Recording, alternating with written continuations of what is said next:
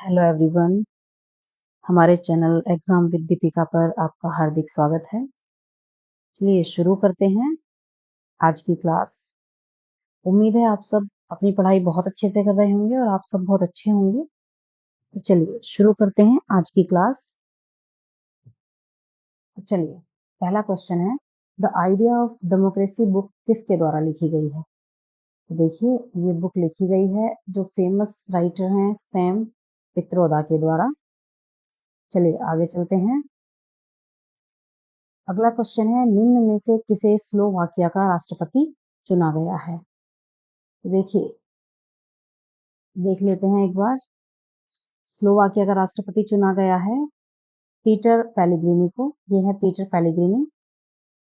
देख लेते हैं एक बार इनके बारे में। तो देखिए इन्होंने किसे हराया है? इन्होंने हराया है इवान कोर्सोक को। इवान कोर्सोक को हराकर ये राष्ट्रपति बने हैं। ठीक है, इवान कोर्सोक को। और जो पीटर पेलेग्रिनी है वो नेशनलिस्ट पार्टी के सदस्य हैं।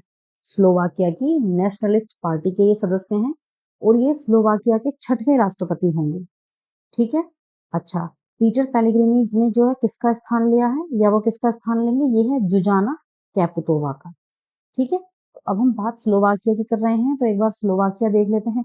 देखिए मैप में ये है स्लोवाकिया, ये दिखाया गया है, ये रहा, ये स्लोवाकिया है।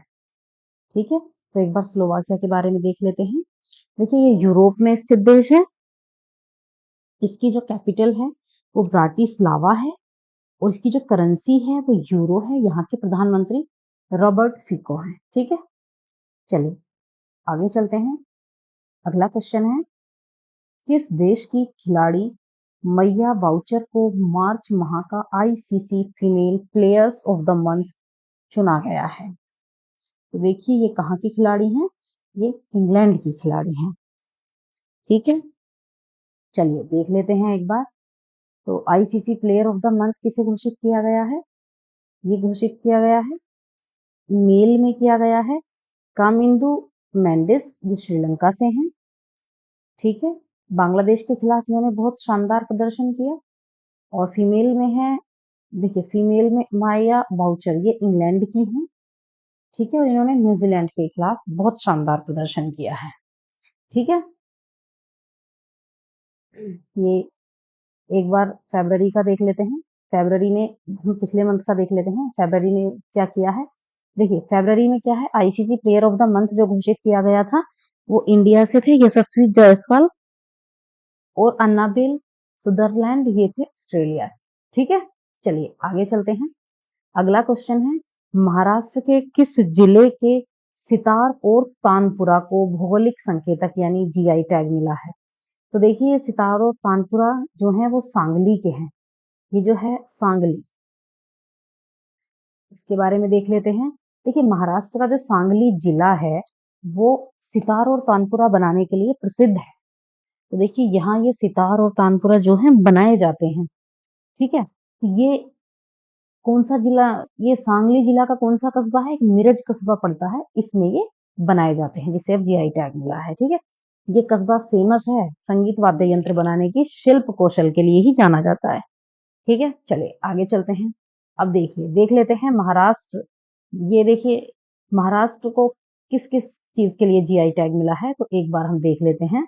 देखिए सबसे पहले अल्फांसो आम जीआई टैग मिला है, नागपुर के संतरे को जीआई टैग मिला है, सोलापुरी चादर, पुनेरी की पगड़ी को जीआई टैग मिला है, पैठणी की साड़ियां और कपड़े हैं ये जिन्हें जीआई टैग दिया गया है, महाबलेश्वर की स्ट्रॉबेरी है, कोल्हापुरी चप्पल है जिन्हें जीआई टैग दिया गया है, और अब हो गया है सांगली के सितार और तानपुरा।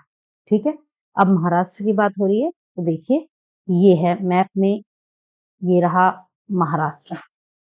ठीक है, चलिए आगे चलते हैं। ये जिस डिस्ट्रिक्ट की बात हो रही है सांगली की, ये यहाँ कहीं, यहाँ है सांगली डिस्ट्रिक्ट। अगला क्वेश्चन है, निम्नलिखित में से किस राज्य में उगादि उत्सव नव वर्ष के रूप में मनाया जाता है? देखिए ये जो उगादि उत्सव है ये मनाया जाता है कर्नाटक में। ठीक है, इसके बारे में देख लेते हैं। देखिए जो हिंदी कैलेंडर के अनुसार हिंदू नववर्ष की जो शुरुआत है कब से मानी जाती है? वो चैत्र माह की प्रतिपदा से मानी जाती है। तो देखिए 2024 में 9 अप्रैल से हिंदू नववर्ष की शुरुआत हो रही है और इसके अनुसार संवत विक्रम संवत 2081 शुरू हो गया है। ठीक है, चलते हैं आगे देख लेते हैं। तो देखिए भारत के जो सभी राज्यों में हिंदू नववर्ष को अलग-अलग नाम से जाना जाता है। उगादि उत्सव केवल कर्नाटक में ही नहीं मनाया जाता, ये आंध्र प्रदेश, तेलंगाना और गोवा में भी मनाया जाता है। अब देख लीजिए अपने कुछ और फेस्टिवल हैं जिन्हें किसी अलग-अलग राज्य में अलग-अलग नाम से जाना जाता है। देखिए गुड़ी पड़वा महाराष्ट्र में गुड़ी पड़वा के नाम से जाना जाता है। मणिपुर में इसे कहते हैं सजीबू नोंगबा पानबा। नवरेह कश्मीर में कहते हैं नवरेह। केरल में कहते हैं विशोत्सव। पंजाब में कहते हैं वैशाखी और असम में ये रोगली बिहू है। ठीक है, चलिए आगे चलते हैं। किस भारतीय को विश्व बैंक के आर्थिक सलाहकार पैनल का सदस्य नियुक्त किया गया है? तो बताइए किसे किया गया है? देखिए हाल ही में जो राकेश मोहन है इन्हें विश्व बैंक का आर्थिक सलाहकार पैनल के सदस्य के रूप में नियुक्त किया गया है। ठीक है, तो ये क्या है? आरबीआई के पूर्व डिप्टी गवर्नर रह चुके हैं जो राकेश मोहन जी हैं, ये पूर्व डिप्टी गवर्नर रह चुके हैं। बात करते हैं विश्व बैंक समूह के आर्थिक सलाहकार पैनल के जो वर्तमान अध्यक्ष हैं वो कौन है? वो हैं लॉर्ड निकोलस स्टर्न, ब्रिटिश हैं ये। और सह अध्यक्ष कौन है? विश्व बैंक समूह के मुख्य अर्थशास्त्री जो हैं वो हैं इंदरमित गिल। चलिए अगले क्वेश्चन पर आते हैं। राष्ट्रीय शैक्षिक अनुसंधान और प्रशिक्षण संस्थान जो है उसने अपनी शैक्षणिक जो सामग्री है उसके कॉपीराइट उल्लंघन मामले में चेतावनी जारी की है। भारत में किस अधिनियम द्वारा कॉपीराइट उल्लंघन पर कार्रवाई की जाती है? तो देखिए भारत में जो कार्रवाई की जाती है ये की जाती है कॉपीराइट एक्ट 1957 पर। देख लीजिए इसका मैटर क्या है, हम एक बार देख लेते हैं। ये जो देखिए चेतावनी तो जो जारी की गई है ये जाती है कॉपीराइट एक्ट 1957 के तहत, परंतु हम एक बार इसके बारे में देख लेते हैं। देखिए चेतावनी में एनसीईआरटी ने क्या कहा है कि यदि कोई भी व्यक्ति या संस्था कॉपीराइट अनुमति के बिना, देख लीजिए एनसीईआरटी पाठ्य पुस्तकों की सामग्री का व्यावसायिक उपयोग के लिए प्रकाशन करती है, उसके खिलाफ कानूनी कार्रवाई की जाएगी। देखिए इसके लिए एनसीईआरटी के यदि कोई डाटा इस तरीके से यूज करता है प्रोफेशन ये बिजनेस के पर्पज से, उसको परमिशन लेनी पड़ेगी एनसीईआरटी से, उसके बाद ही ये यूज कर सकते हैं। तो देखिए कॉपीराइट का उल्लंघन करने पर जो है, देखिए आता तो कॉपीराइट अधिनियम 1957 के तहत है। इसके बारे में देख लेते हैं। कॉपीराइट के लिए जो कानून बना है वो 1957 में बना था, परंतु इसे लागू किया गया था 1958 में, जनवरी 1958 में। फिर इसमें अमेंडमेंट किए गए, संशोधन किए गए 2012 में, और इसकी रक्षा के लिए इस कानून को देश भर में लागू किया गया है। ठीक है, कॉपीराइट के लिए। देखिए इसमें कुछ सजा भी है, यदि इसके कानूनों का उल्लंघन करते हैं तो 6 माह की तो जेल है इसमें और 50,000 रुपए जुर्माना है, और अधिकतम 3 वर्ष की सजा है और 2 लाख रुपए का जुर्माना है। चलिए अगले क्वेश्चन पर आते हैं। हाल ही में किसे विप्रो समूह के chief executive officer CEO and MD नियुक्त किया गया है? तो बताइए विप्रो समूह के सीईओ और एमडी किसे नियुक्त किया गया है? तो देखिए ये नियुक्त किया गया है श्रीनिवास पालिया जी को। देख लेते हैं, श्रीनिवास पालिया को विप्रो समूह के सीईओ और एमडी नियुक्त किया गया है। देख लीजिए इन्होंने किसका स्थान लिया है? थेरी डेलापोर्टे का। देखिए जो आईटी क्षेत्र की बहुत बड़ी कंपनी है विप्रो, इसकी स्थापना हुई थी 1945 में, इसका मुख्यालय है बेंगलुरु में, इसके संस्थापक हैं अजीम प्रेम जी।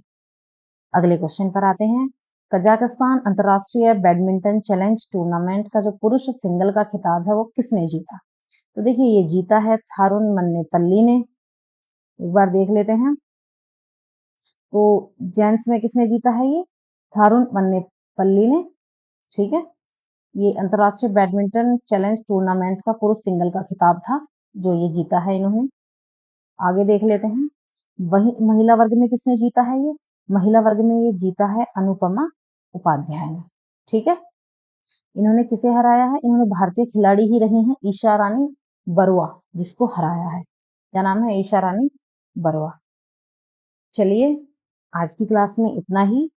अगली क्लास में मिलते हैं आपको। अपनी तैयारी करते रहिएगा और अच्छी-अच्छी क्लासेस पूरी नॉलेज की आपको शेयर की जाएँगी, आपको दी जाएँगी।